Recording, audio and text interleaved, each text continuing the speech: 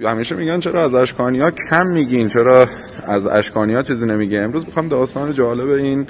ملک موذا رو براتون بگم که سردیس زیبایی سنگی رو دارین از دوره اشکانی اینجا مشاهده میکنین.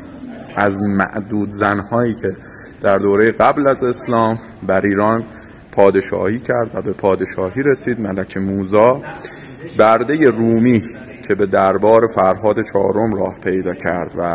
حسابی دل فرهاد چهارم رو برد و سریع به ملکه تبدیل شد، اما تقریبا با مرموزی و با نامردی شوهرش رو با خوردن سم مسموم کرد و از بین برد و پسرش رو